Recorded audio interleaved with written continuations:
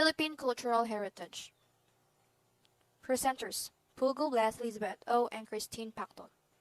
Collections and museums are examples of cultural heritage with a variety of qualities, including symbolic, historic, artistic, aesthetic, ethnological, or anthropological, scientific, and social significance. It encompasses tangible heritage such as movable, immovable, and undersea. Intangible cultural heritage or ICH and natural heritage objects, sites, and monuments. Other cultural spheres such as festivals and celebrations are not included in the concept. It includes cave drawings and industrial history. History.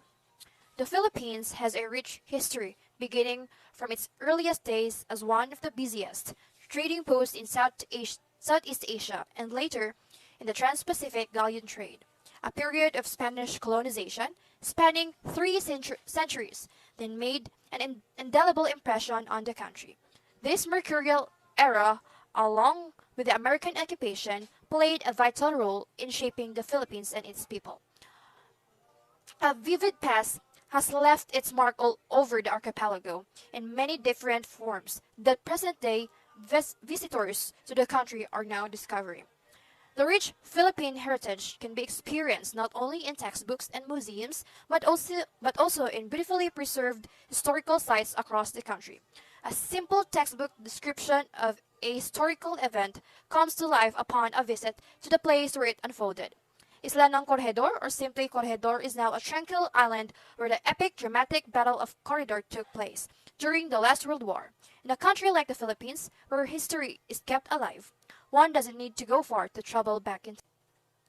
Cultural heritage of the Philippines. So, what are the cultural heritage of the Philippines?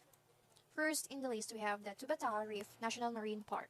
The Tubataha Reef National Marine Park in Palawan was the country's first inclusion on the UNESCO World Heritage List in 1993, a distinction so suitable for an island nation that historically looks to the sea as a life-giving force and the traditional center of the Philippines' existence. The site was certified by UNESCO primarily for its significance to regional variety and excellent distinction given the Philippines' known maritime diversity.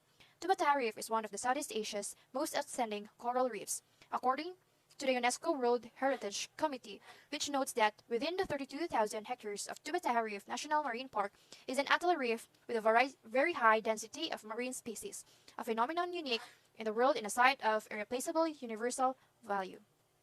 Tubataha Reef, the Philippines' first national marine park, is an underwater site consisting of two coral atolls with a 100-meter perpendicular wall covering an area of 10,000 hectares in the Sulu Sea, some 150 kilometers southeast of Puerto Princesa City and located in Cagayan Silio. The reef has a larger variety of marine life than any other similar region on the planet. Tubataha's underwater diversity is astounding. According to marine researchers, its underwater gardens have a greater richness of marine life than reefs of comparable size in any other part of the world. Second in the list, we have the Puerto Princesa Subterranean River National Park. The landforms of the Puerto Princesa Subterranean River National Park are diverse. The mountainous limestone plateaus, known as karsts in geology, that make up the harsh scenery of the St. Paul mountain range, with heights varying from sea level to 1,028 meters, are the most striking. The property's geography ranges from flat plains to rolling hinterlands, hills, and mountain peaks. The park's extensive rainforest is home to a diverse range of endemic and endangered species, such as the flora and the fauna. The mouse deer, the Calamian deer, Palawan bearcat, porcupines, skunks, wild pigs, flying squirrels, rats, bats, and monkeys are among the creatures that inhabit the park. Reptiles, birds, and mammals that live in caves are the most numerous. All of these are unique to Palawan and found nowhere else on the planet. Third in the list, we have the Ifugao or Banawi rice terraces. In Ifugao, the rice terraces of the Philippines Cordilleras, one of the country's World Heritage sites, have such a great presence that they are one of the most notable places in the country. Their environment, high in the Cordillera mountain range, is unlike any else in the Philippines' lowland tropical scenery, or any place else in the globe for that matter.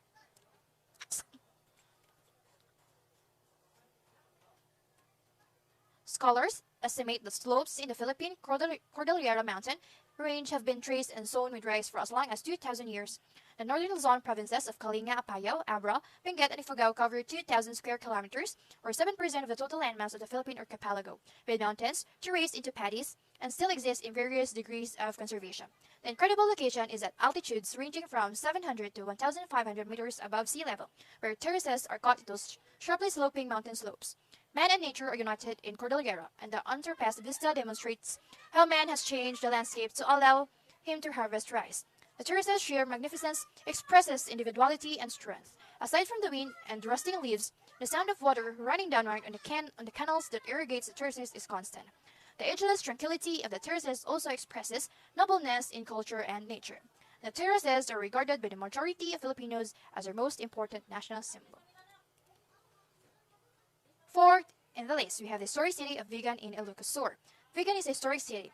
Vigan, which dates back to the 16th century, is Asia's best preserved example of a planned Spanish colonial town. Vigan is exceptional in that much of its Hispanic colonial identity that has been retained, especially the grid street pattern and old urban layout. It is also significant in terms of how multiple architectural elements are integrated to create a cohesive townscape. It has been designated as a UNESCO World Heritage Site because of its beauty. Vigan, or Ciudad Fernandina de Vigan, was the most significant city after Manila and Cebu during the Spanish colonial era in the 18th and 19th centuries. In northern Luzon, it was the epicenter of Spanish colonial power. The variety of architecture that lined the plazas and streets tell the town's story. Large towering structures, such as political and religious authority, other speaks of low means, while Granholm speaks of affluence. Vigan was the region's political, economical, and religious and artistic center, as evidenced by the architectural ensemble. The town is a living memorial to the Spanish colonial era, and it has had a significant cultural impact on the modern Philippines. Vigan, or Ciudad Fernandina de Vigan, is known as the historic city of Vigan in Ilocos Sur, and the third most significant city of the Philippines during the Spanish colonial era behind Manila and Cebu in the 18th and 19th century. In northern Luzon, it served as a seat of Spanish colonial power. The various structures that line the plazas and streets tell this town's story. Political or religious authority is evoked by large and imposing structures. Others speak of more modest resources, while Granholm speaks of affluence. Vigan was political, economical, ecclesiastical, and artistic hub of the region, as evidenced by the architectural ensemble. The town is a living memorial to the Spanish colonial past, and it has a Filipino and American. The United States and the Philippines have a strong trade and investment relationship with over 18.9 billion in goods and services traded during 2020. The Philippines' third largest trading partner, the United States, is one of the largest foreign investors in the Philippines. So, what is the relationship between Filipino and American? The United States and the Philippines are treaty allies under the Mutual Defense Treaty of 1951. The Philippines is the oldest security ally of the U.S. in the Southeast Asia and one of the 5 treaty allies of the U.S. in the Pacific region. What is the most important contribution of the American in the Philippines? One such policy was the introduction of the American system of education, and so pervasive and far-reaching was its impact and influence on the life and culture of the Filipino during and after the colonial period that is generally regarded as the greatest contribution of American colonialism in the Philippines. The relationship between the United States and the Philippines has been historically strong and has been described as a special relationship. The United States was consistently ranked as one of the Philippines' favorite nation in the world, with 90% of Filipinos viewing the U.S. Democracy in 1898, literacy doubled to about half by the 1930s, and a fourth of educated population could speak English. It was a massive influence for the Filipino culture, as English became the dominant language alongside the official Filipino language of the Philippines. So, in bilateral economic relations, Philippines has been the largest beneficiaries of the Generalized System of Preferences program for developing countries, which provides preferential duty-free access to the U.S. market. the relationship between the Philippines and the United States nurtured by shared history and adherence to common values, especially a commitment of freedom, democracy, and a market economy. And peace release with Muslim Filipinos. So this topic, we are going to tackle about a special event in the history in which there is an agreement between the Philippine government and our fellow Muslim Filipinos countrymen, wherein they are given the privilege for self-governance or to select their own leader without interference of the government. Let us talk first about the MNLF. The MNLF, or the Moro National Liberation Front, is a political organization in the Philippines that was founded in 1972. It started as a splinter group or a group that breaks away from a independent movement of the Moros. So this is the leading or the first Moro group that was created. MILF, or the Moro Islamic Liberation Front, is a group based in Mindanao, Philippines, seeking an autonomous region of the Moro people from the central government. So originally, this MILF came from MNLF, but during the peace talk agreement between the MNLF and the Philippine government in 1989, the leader of the MILF, who is Hashim Salamat, have noticed that the ERMM, or the autonomous region in Muslim Mindanao, is still weak, and they are not autonomous enough because the government of the Philippines can still keep on intervening to their business. So that's why he created or founded the MILF in 1978. So the split of the group is mainly caused by the different perception and the different rules, and that's why until now the MILF had known to become the largest and the strongest Moro organization here in the Philippines. In the year 1996, the central government and the Moro National Liberation Front, or the MNLF, has signed a final peace agreement granting the Muslim majority area of autonomy, which established the autonomous region of Muslim Mindanao. However, the Moro Islamic Liberation Front, or the MILF, separated from the MNLF in the year 1984 and rejected the peace agreement signed between the Philippine government and the MNLF in Manila in year 1996. When Benigno Simeon Cuanco Aquino III has become the 15th President of the Republic of the Philippines, he stood to put an end of the Asia's largest rebellions through a peace agreement. In March 23, 2014, the new chance for peace agreement is done after a long negotiation with the rebels.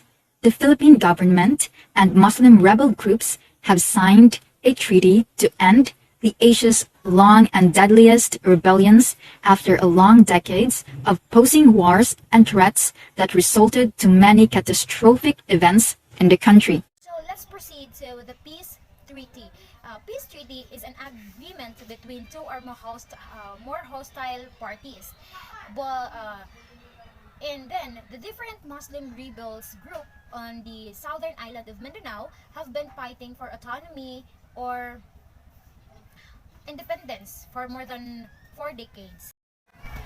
On March 27, 2014, the MILF, or the Moro Islamic Liberation Front, set to sign a historic peace deal in Manila. It is designed to put an end to one of the longest and most violent insurgencies in Southeast Asia. In addition, on March 27, 2014 also was the final peace agreement that signed between the government of the Philippines and the Moro Islamic Liberation Front. And then this has been called a comprehensive agreement on Bangsamoro or